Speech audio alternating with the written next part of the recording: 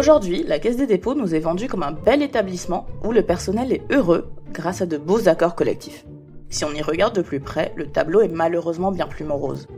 Des personnels travaillant toujours plus, un stress qui ne cesse de croître et une quête de sens au travail de plus en plus présente.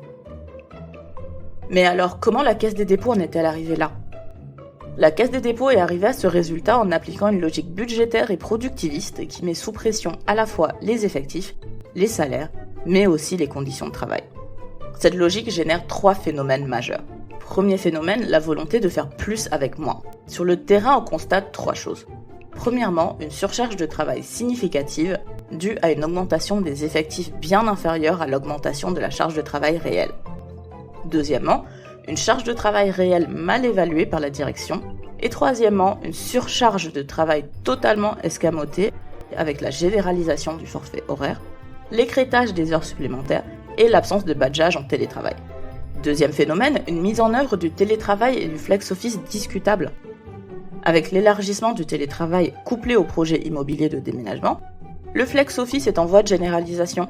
Cela a des effets néfastes sur les individus et l'organisation du travail avec, d'une part, un télétravail souvent mal équipé et encore largement à la charge de l'agent, et d'autre part, un flex-office imposé et rarement discuté avec les personnels. Aujourd'hui, on constate que l'objectif est d'adapter l'individu aux conditions de travail, alors que l'article L4121-2 du Code du travail précise bien que ce sont les conditions de travail qui devraient s'adapter aux individus. Enfin, troisième phénomène, un objectif final qui se résume principalement à l'accroissement des économies pour la direction. En 2020, la généralisation du télétravail a permis à la direction une économie de 12 millions d'euros sur le chauffage, l'électricité ou encore la restauration, ceci aux dépens des personnels. Par ailleurs, le flex-office, conçu initialement pour les startups, couplé au déménagement, accroîtra encore ces économies en réduisant les mètres carrés alloués au personnel et donc les charges immobilières associées. Par exemple, moins 30% de mètres carrés alloués à campus. Mais alors, comment améliorer ces conditions de travail ? Pour améliorer les conditions de travail, il faut se concentrer sur 4 points clés.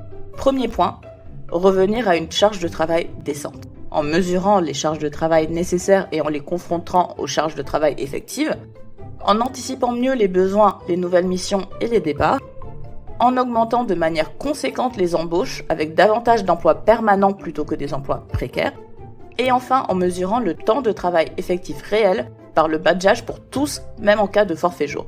Deuxième point, améliorer le télétravail avec de meilleures indemnisations journalières et des tickets restaurants, le badgeage pour tous, la fourniture du matériel et de vraies règles de déconnexion. Troisième point, discuter le flex-office plutôt que l'imposer en mettant en place une organisation de travail ad hoc. Et enfin, quatrième point, mieux reconnaître et valoriser les efforts des personnels à travers la mise en place d'évolutions de carrière et la mise en place de formations permettant de faire évoluer son parcours professionnel. Du coup, concrètement, comment faire aboutir ces revendications auprès de la direction ? Pour faire aboutir ces revendications, une seule solution. Construire un collectif fort qui mettra la Caisse des dépôts sur la bonne voie. Pour cela, signalez-nous les situations de surcharge durables.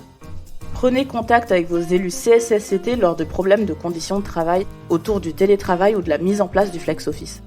Rejoignez-nous aux heures d'information mensuelles et aux assemblées générales des personnels. Venez aux actions de la CGT et du SNUP.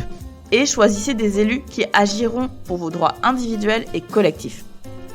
C'est par la force du collectif que nous gagnerons de nouveaux droits. On se bat ensemble, on gagne ensemble. Avec la CGT et le SNUP.